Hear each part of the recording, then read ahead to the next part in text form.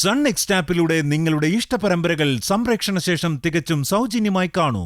ഉടൻ sun next app download ചെയ്യൂ.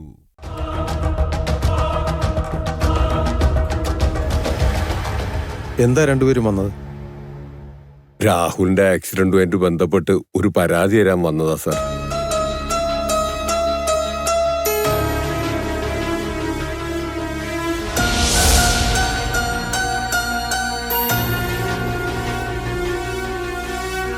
രാഹുലിന് ഇപ്പൊ എങ്ങനെയുണ്ട്? അല്പം സീരിയസ് ആണ്. ബോധം വന്നിട്ടില്ല. ചെന്നൈയിലെ ഹോസ്പിറ്റലിലാണ് ഇപ്പോൾ ഉള്ളത്. രാഹുലിന്റേത് വെറും ഒരു ആക്സിഡന്റ് അല്ല, ആരോ മനഃപൂർവ്വം ചെയ്തതാണെന്ന സംശയമുണ്ടല്ലേ? ഉണ്ട് സർ, അതിൽ ചതി നടന്നിട്ടുണ്ട്. എന്റെ കുട്ടിയെ കൊല്ലാൻ വേണ്ടി തന്നെ ചെയ്തതാണ് സാർ. രാഹുലിന് ശത്രുക്കൾ ഉള്ളതായിട്ട് അറിയോ? ശത്രുക്കൾ ഉണ്ടല്ലോ, അത് സാറിനും അറിയാലോ. നിങ്ങൾക്കാരെങ്കിലും സംശയം? ഉണ്ട് സർ, പ്രേംരാജിന് അഞ്ജലിയും സംശയമുണ്ട്. അവരിപ്പോ ജയിലിലല്ലേ ഉള്ളത്? ജയിലിൽ കിടന്ന് പ്ലാൻ ചെയ്തതാവാം സാർ. അവർക്ക് പുറത്ത് ആൾക്കാരുണ്ടല്ലോ, അവരെ വിട്ട് ചെയ്യിച്ചതാവും. രാഹുലിനെ കൊല്ലാൻ തന്നെയായിരുന്നു പ്ലാൻ. അവരാണെന്ന് നമുക്ക് ഉറപ്പിച്ചു പറയാൻ പറ്റില്ല. ഞാൻ വിശദമായിട്ടൊന്ന് അന്വേഷിക്കട്ടെ. തെളിവ് സഹിതം ആരാണിതിന്റെ പിന്നിലെന്ന് കണ്ടെത്തും ഞാൻ. അവരെ രണ്ടുപേരെയും സംശയമുണ്ട്. ചിലപ്പോൾ അവരാകാം, അല്ലെങ്കിൽ മറ്റാരെങ്കിലും ആകാം. ആരാണെങ്കിലും 2 or 3 ദിവസത്തിനകം ഞാൻ അവരിലേക്ക് എത്തും. Thank you sir.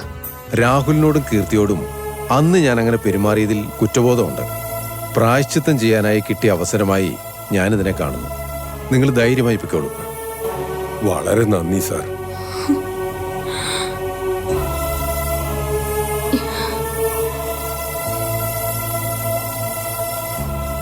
രാഹുലിന്റെ തലച്ചോറിൽ ക്ഷതങ്ങൾ സംഭവിച്ചിട്ടുണ്ട്. കോശങ്ങൾ നശിച്ചു പോയിട്ടുണ്ട്. എന്റെ അനിയൻ ഇനി ഉണരില്ലേ ഡോക്ടർ? അതെനിക്ക് ഉറപ്പ് പറയാൻ പറ്റില്ല. എങ്കിലും അവൻ ഉണർന്നുകൂടുന്നില്ല. ഇത്തരം കേസുകളിൽ എത്രയോ പേർ സാധാരണ ജീവിതത്തിലേക്ക് തിരിച്ചു വന്നിട്ടുണ്ട്. ഉണർന്നവരിൽ പലരും പഴയ വ്യക്തിയെ ആയിരുന്നില്ല. സ്വഭാവത്തിൽ വലിയ മാറ്റങ്ങൾ ഉണ്ടായിട്ടുണ്ട്. അപൂർവം ചിലർക്ക് മാത്രമാണ് പഴയ സ്വഭാവവും വ്യക്തിത്വവും ഒക്കെ തിരിച്ചു കിട്ടിയത്. എന്നാൽ മറ്റു ചിലരാകട്ടെ വർഷങ്ങളോളം കോമ സ്റ്റേജിൽ കിടന്ന് മരണത്തിന് കീഴടങ്ങിയിട്ടുണ്ട്. വിദേശത്ത് എവിടെയെങ്കിലും കൊണ്ടുപോയി ചികിത്സിച്ചാൽ സുഖപ്പെടുമോ ഡോക്ടർ? ഇവിടുന്ന് നൽകിയ ട്രീറ്റ്മെന്റ് മാത്രമേ എവിടെ ചെന്നാലും കിട്ടൂ. ഈ നിലയിൽ രാഹുലിനെ ഇവിടെ കിടത്തേണ്ടതില്ല. വീട്ടിലേക്ക് കൊണ്ടുപോകുന്നതാണ് നല്ലത്. വീട്ടിൽ കിടത്തി ചികിത്സിക്കാം.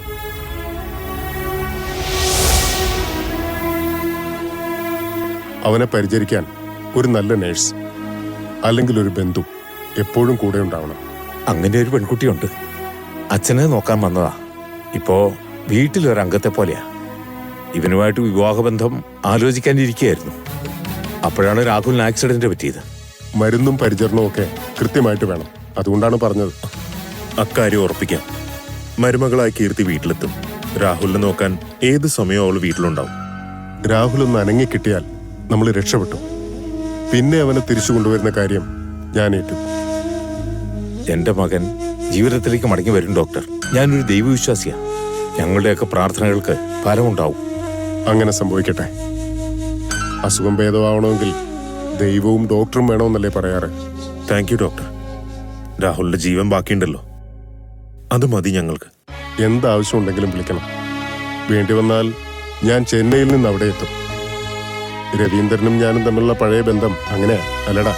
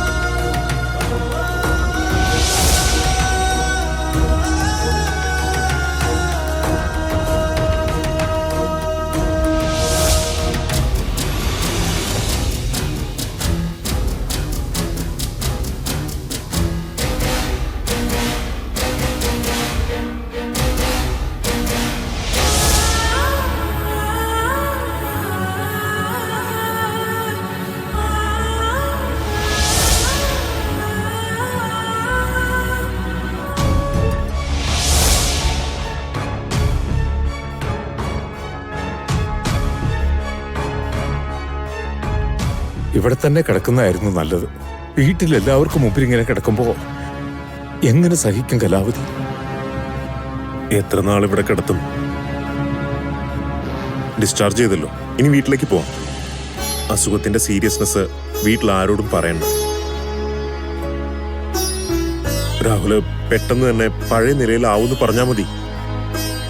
എന്തിനാ സത്യം പറഞ്ഞ അവരെ വിഷമിപ്പിക്കുന്നത്? ചിലപ്പോ പെട്ടെന്ന് തന്നെ രാഹുല് പഴയ നിലയിലേക്ക് വരാം.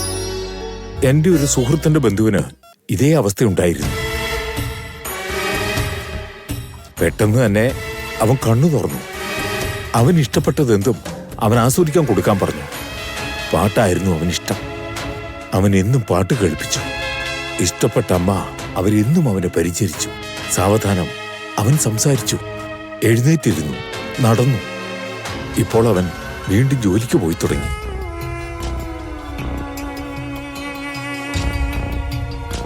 എന്റെ മോനും അങ്ങനെ ഉണരും.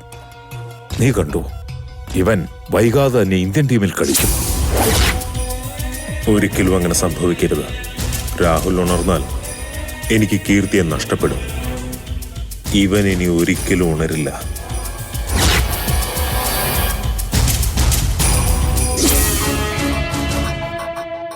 പോകാം മോനെ, നമുക്ക് നമ്മുടെ വീട്ടിലേക്ക് പോകാം. എല്ലാവർക്കും സന്തോഷം മാത്രം നൽകുന്നവനായിരുന്നു നീ. ഇപ്പോ നിന്നെ ഓർത്ത് എല്ലാവരും കരയുന്നു. ഈ വിധിയെ മറികടക്കാൻ എന്റെ മോന് കഴിയും. ഒരുപാട് പേരുടെ പ്രാർത്ഥനയും കണ്ണുനീരുമുണ്ട് നിന്റെ കൂടെ.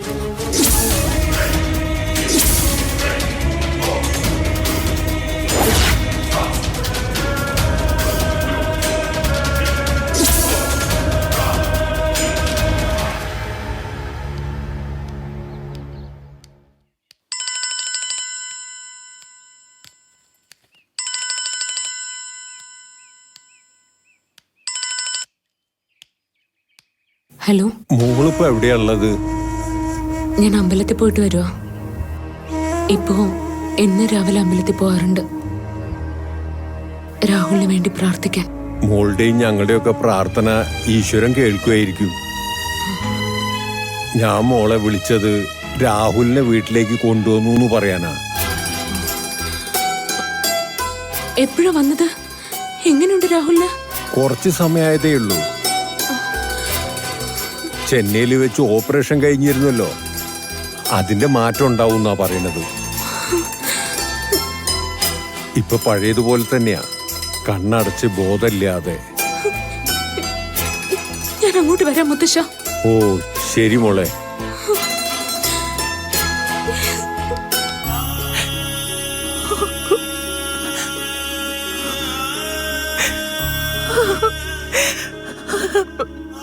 ഈശ്വര, ഞാനത് എങ്ങനെ സഹിക്കും? മോനെ, കണ്ണും തുറക്കടാ. എന്റെ മോനെ, എന്തൊരു കിടപ്പാടാ ഇത്. നിനക്കമ്മയെ കാണണ്ടേ? കണ്ണ് തുറക്ക് മോനെ. അമ്മ വിളിക്കുന്നത് കേട്ടില്ലേ മോനെ? എന്താ ഇത്? എന്തിനാ ഇങ്ങനെ നിലവിളിക്കുന്നേ?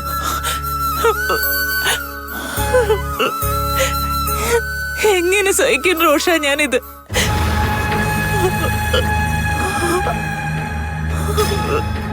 പൂർണ്ണമായി സുഖപ്പെടാതെ എന്തിനാ ഇങ്ങോട്ട് കൊണ്ടുവന്നത്? ഡോക്ടർ പറഞ്ഞതൊക്കെ ഞാൻ പറഞ്ഞില്ലേ അനുപമേ?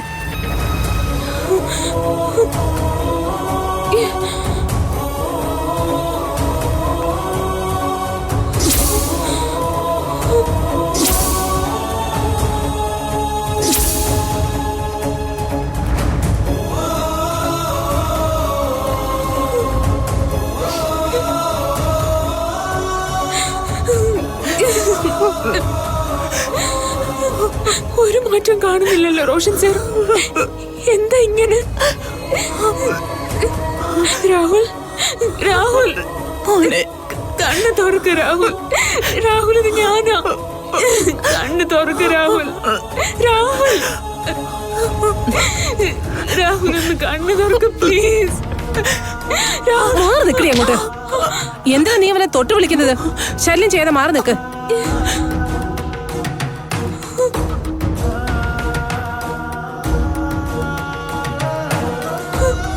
ഡോക്ടർ എന്താ പറഞ്ഞത്? മാറ്റമുണ്ടാവും, സമയമെടുക്കുമെന്ന് മാത്രം.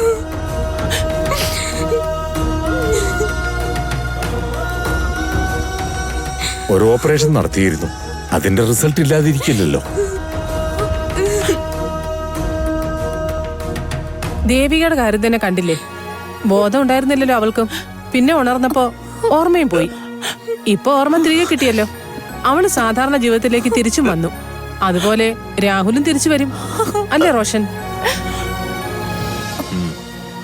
വരുമായിരിക്കും. മരുന്ന് കൃത്യസമയത്ത് നൽകണം. നല്ല ശ്രദ്ധയും പരിചരണവും വേണമെന്നാണ് ഡോക്ടർ പറഞ്ഞത്.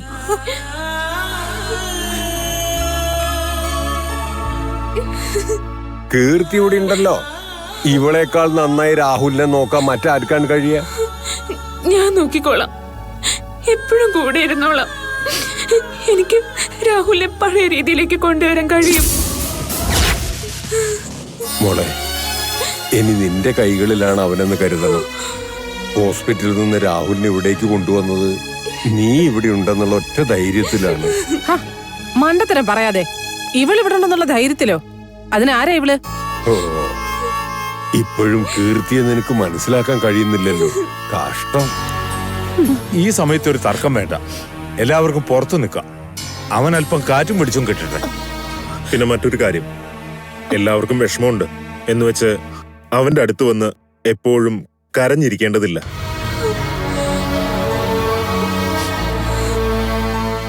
വരാനുള്ളത് വന്നു, ഇനി ചികിത്സിക്കുക, അല്ലാതെ തല തല്ലി കരഞ്ഞിട്ട് കാര്യമൊന്നുമില്ല. ശരിയാ റോഷൻ പറഞ്ഞത്.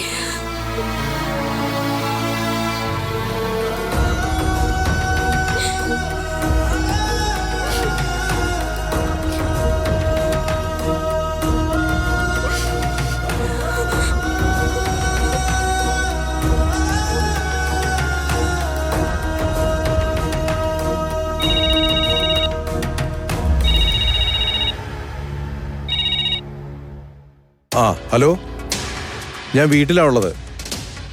ആ പെട്ടെന്ന് ഇറങ്ങും. രാഹുലിനെ വീട്ടിലേക്ക് കൊണ്ടുവന്നിട്ടുണ്ട്. പെട്ടെന്ന് തന്നെ ആക്സിഡന്റ് നടത്തിയത് ആരാണെന്ന് കണ്ടെത്തേണ്ടതുണ്ട്. ഇടിച്ച വാഹനത്തെക്കുറിച്ച് എന്തെങ്കിലും സൂചന കിട്ടിയോ? CCTV ദൃശ്യം? ആ ശരി, ഞാൻ പെട്ടെന്ന് വരാം. എന്നിട്ട് നമുക്ക് അവിടെ വരെ ഒന്ന് പോകാം. ഓക്കെ?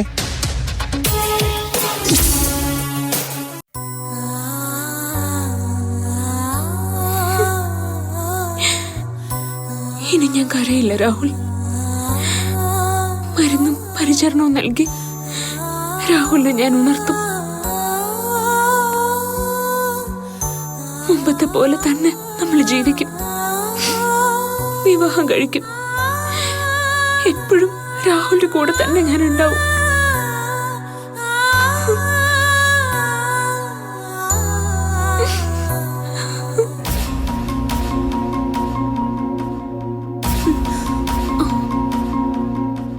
രാഹുൽ, എന്റെ രാഹുൽ, അയ്യോ, ഞാനിത് എങ്ങനെ സഹിക്കും? എന്നെ വിവാഹം കഴിക്കാന്ന് സമ്മതിച്ചതല്ലേ രാഹുല്? എന്തേത്? രാഹുലിന്റെ ശരീരത്തെ പിടിച്ച് കുലുക്കല്ലേ? എനിക്ക് കിടപ്പ് കാണാൻ വയ്യ ചേച്ചി. അത്രമാത്രം ഞാൻ ആഗ്രഹിച്ചതാ എന്റെ രാഹുലിന്.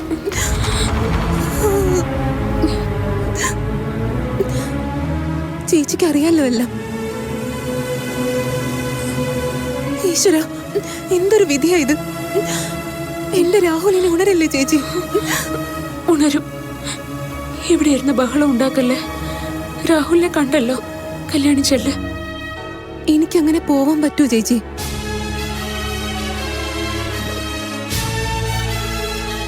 ഒന്ന് കാണാൻ കൊതിച്ചിരിക്കുകയായിരുന്നു ഞാൻ. ഞാനിനി എങ്ങോട്ടും പോവില്ല. ഒന്നും തൽക്കാലം മറ്റാരും അറിയരുതെന്ന് പറഞ്ഞതല്ലേ ഞാൻ. മറന്നുപോയോ നീ? ഇനി എന്തിനാ മറച്ചു പിടിക്കുന്നത്? എല്ലാവരും അറിയട്ടെ. ഇങ്ങനെ കിടപ്പിലായെന്ന് കരുതി ഇട്ടേച്ച് പോവോ ഞാൻ? എന്റെ ഇഷ്ടം എല്ലാവരും അറിയട്ടെ.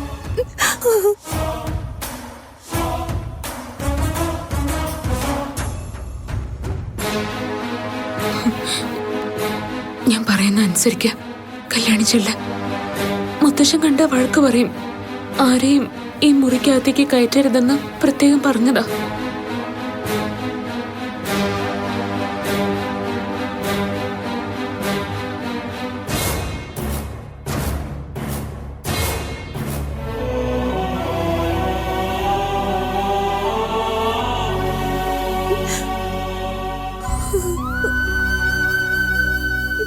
കല്യാണി ഇവിടെ ഇരിക്കണ്ട, പോവാൻ നോക്ക്.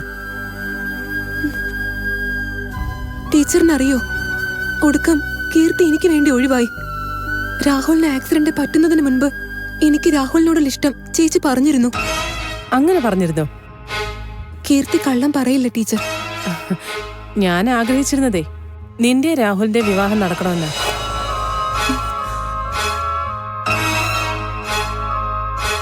ഇവനൊന്ന് ഉണരട്ടെ, സാധാരണ നിലയിലാവട്ടെ.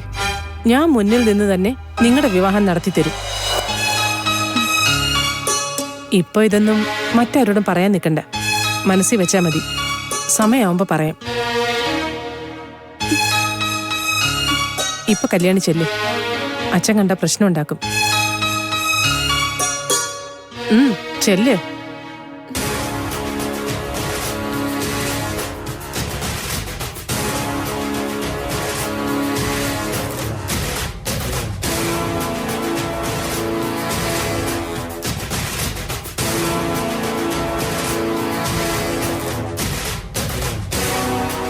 ഇവളെ കീർത്തി മണ്ടിയാക്കിയതാണോ? ഫോൺ വിളിച്ച് അന്ന് രാഹുൽ പറഞ്ഞത് കീർത്തിക്ക് റോഷനെ വിവാഹം ചെയ്യാൻ ഇഷ്ടമാണെന്ന്. ഇനി രാഹുലിനെ ഒഴിവാക്കി റോഷനെ പിടിച്ചതായിരിക്കോ കീർത്തി? ഇനി കല്യാണി പറഞ്ഞതിൽ സത്യം വല്ലതുണ്ടോ? അതിന് സാധ്യതയില്ല. രാഹുലിനെ അങ്ങനെ അങ്ങ് ഒഴിവാക്കാൻ കീർത്തിക്കാവില്ല. എന്തൊക്കെയോ കുഴപ്പങ്ങൾ കാണുന്നുണ്ട്.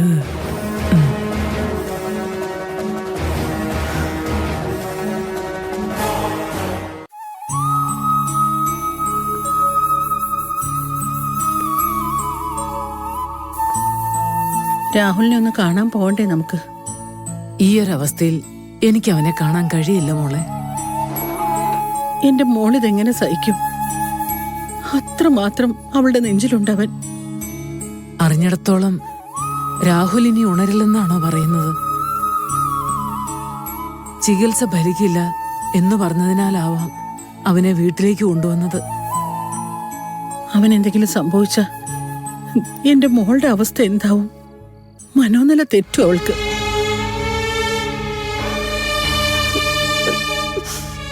അങ്ങനെയൊന്നും മറക്കാൻ കഴിയില്ല അവൾക്ക് അവനെ. രണ്ടുപേര് സ്നേഹത്തിലാണ്. വിവാഹം ഉറപ്പിക്കാമെന്ന് കരുതിയ ദിവസം തന്നെ ഇങ്ങനെയൊക്കെ സംഭവിച്ചു. ഒക്കെ ശരി തന്നെ എന്ന് കരുതി ഇങ്ങനെ ഒരുത്തിനെ കെട്ടിപ്പിടിച്ച് സ്വന്തം ജീവിതം കളയാൻ പറ്റുമോ? യാഥാർത്ഥ്യം നമ്മൾ മനസ്സിലാക്കണം. രാഹുലിന് ഇനി ഒരു ജീവിതമില്ല. നമ്മുടെ മോളുടെ ജീവിതവും നശിക്കാൻ ഇടവരരുത്. അതിനുള്ള കരുതൽ വേണം. അമ്മ എന്താ പറഞ്ഞു വരുന്നേ? രാഹുലിൽ നിന്നും കീർത്തിയെ പതിയെ പതിയെ അകറ്റി നിർത്താൻ നോക്കണം. അവർക്കിനി ഒന്നിച്ച് ജീവിക്കാൻ കഴിയില്ലെന്ന യാഥാർത്ഥ്യം അവളെ കൊണ്ട് മനസ്സിലാക്കിപ്പിക്കണം. കീർത്തിയുടെ മനസ്സ് മാറ്റിയേ പറ്റൂ. ഇതൊക്കെ നടക്കുമെന്ന് അമ്മയുടെ സ്വപ്നം മാത്രമാ. നമ്മുടെ കുഞ്ഞിന്റെ കാര്യത്തിൽ നമ്മൾ അല്പം സ്വാർത്ഥത കാണിച്ചേ പറ്റൂ. അങ്ങനെ ചെയ്തില്ലെങ്കിൽ അവനോടൊപ്പം അവളും പോകും.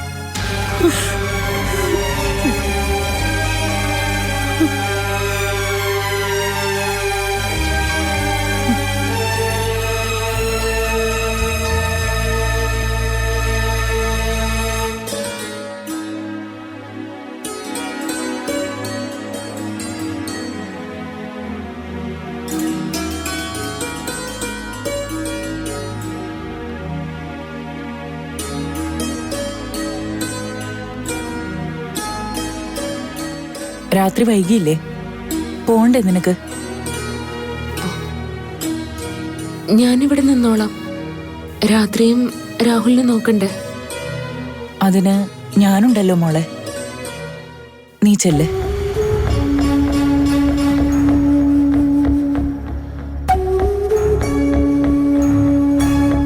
റോഷൻ കൊണ്ടുവിടും നിന്നെ. ഞാൻ പൊയ്ക്കോളാം. റോഷൻ സാറിനെ ബുദ്ധിമുട്ടിക്കണ്ട. എന്ത് ബുദ്ധിമുട്ട്? മോനെ റോഷ, മോനെ റോഷ, റോഷ. എന്താമ്മേ? നീ കീർത്തിയെ അവളുടെ വീട്ടിൽ കൊണ്ടുവിട്. കീർത്തി വാ, ചെല്ലു മോളെ.